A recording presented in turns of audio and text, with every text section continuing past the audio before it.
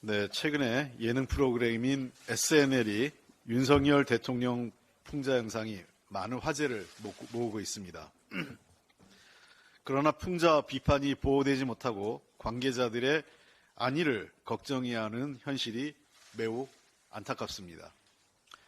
지난 2022년 전국 학생 만화 공모전 카툰 부분에 고등부 금상을 수상했던 윤석열 차에 대해 문화체육관광부가 엄중 경고하며 조사하고 명칭 후원을 취소해 표현의 자유를 크게 위축시킨 바 있습니다. 이는 정치적인 내용을 풍자하는 만화라는 카툰의 개념을 전혀 이해하지 못한 채 대통령에게만 과잉 충성하면서 헌법적 권리를 짓밟은 행위였습니다. 이후에도 지난 1월 대통령 출근길을 지각 체크한 유튜브 영상을 국가안보위해라는 황당한 이유로 접속 차단하고, 최근에도 가상임을 명확히 밝힌 대통령 풍자 영상을 딥페이크 문제로 왜곡해서 접속 차단을 결정했습니다. 서울경찰청은 압수수색까지 지금 공언하고 있는 실정입니다.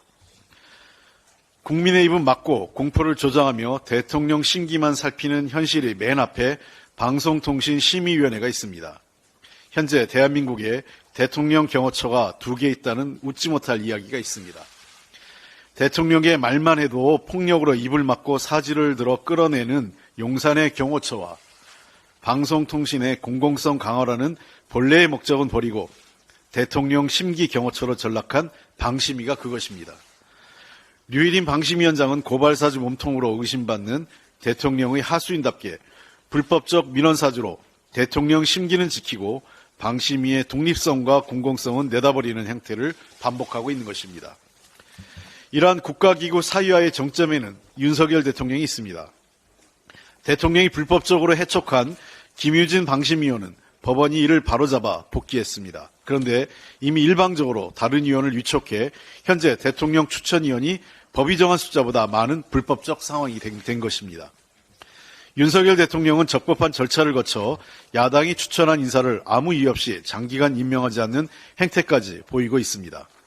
무엇보다 윤 대통령 본인이 내세워 강조했던 공정과 상식 그리고 자유를 앞장서서 무너뜨리고 억압하면서 국민을 크게 실망시키고 있습니다. 지난 대선에서 완벽한 허위, 과장 광고를 한 것이며 부끄러움은 국민의 몫입니다. 윤 대통령 후보 시절 자유민주주의의 근간은 표현의 자유라고 밝히고 특히 SNL과 인터뷰에서 풍자는 권리라고까지 말한 바 있습니다. 그러나 이제 이를 믿는 국민은 아무도 없습니다. 아마 본인도 자신이 한 말을 믿지 않을 것 같습니다. 예술인을 비롯한 국민들은 취중 농담으로도 가혹한 처벌을 받았던 막걸리 보안법이 횡행했던 이승만 자유당 정부 시절로 돌아가는 것 아닌지 걱정하고 있습니다. 대통령과 정부에 대한 풍자를 무조건 억압하려는 조급함과 촌스러움은 대한민국의 자랑스러운 민주주의에 어울리지 않습니다. 민주당은 국민이 말할 자유, 비판할 자유, 풍자할 자유를 지키고 윤석열 정권이 망가뜨린 나라를 회복해 다시 민주주의를 자유롭게 누릴 수 있는 대한민국을 만드는 데 힘쓰겠습니다. 국민 여러분께서도 이번 4월에 윤석열 정부의 심판으로 대한민국의 민주주의를 회복시켜 주시기 바랍니다.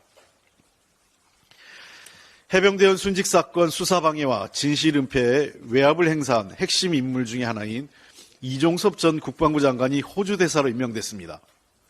이종섭 전 장관은 해병대 수사단의 수사 자료를 경찰에 이첩하도록 결재해놓고는 이를 반복해서 막은 인사입니다.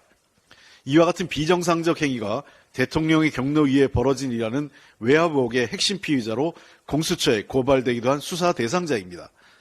그럼에도 불구하고 권력의 불법과 관련된 핵심 피의자를 대사로 내보내는 것은 수사에 차질을 줄 수밖에 없는 또 하나의 수사 방해이자 외압입니다.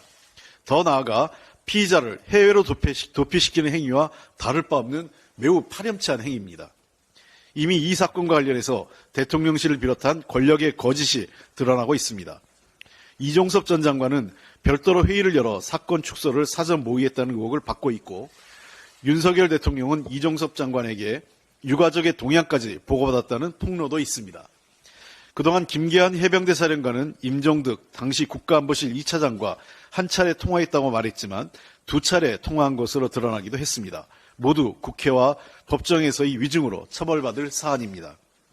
조직적인 은폐와 외압이 사실로 드러나고 있는 상황에서 핵심 피의자인 이종섭 전 장관이 유가족의 눈물과 해병대 전우의 호선을 외면한 채 따뜻하고 살기 좋은 남쪽 나라로 도피하려는 것입니다.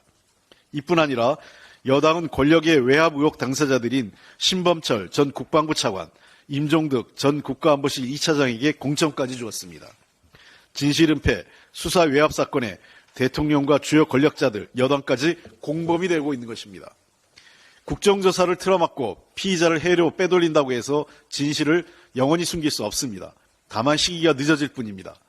더불어민주당은 끝까지 이 사건의 진실을 밝히기 위해 모든 노력을 기울여 유가족의 억울함과 국민적 의혹을 해소하고 책임자가 반드시 처벌받을 수 있도록 할 것입니다. 국기문란으로 불명예 퇴진한 인사를 주요 국가의 대사로 임명하는 것은 외교적으로도 매우 큰 결례이며 국격을 손상하는 일입니다. 윤석열 대통령은 본인의 치부를 덮기 위해서라면 국민의 체면도 나라의 위신도 신경 쓰지 않는 행태에 부끄러움을 느껴야 합니다. 검찰과 공수처는 이종섭 전 국방부 장관의 해외 출국 금지를 발동해야 됩니다. 이런 사람이 해외로 나가서는 안 됩니다. 이것은 국가적 망신입니다. 해당국인 호주 정부에게도 이러한 야당의 입장을 전하겠습니다. 윤석열 정부 경제 실패로 국민의 삶이 위기 상황에 처한 것은 물론 미래마저 암울한 상황으로 내몰리고 있습니다. 지난해 1인 이상 가구의 월평균 이자 비용은 전년과 비교해 31.7%나 급등했습니다. 정부가 가계동향 조사를 실시한 2006년 이래 가장 큰 증가폭입니다.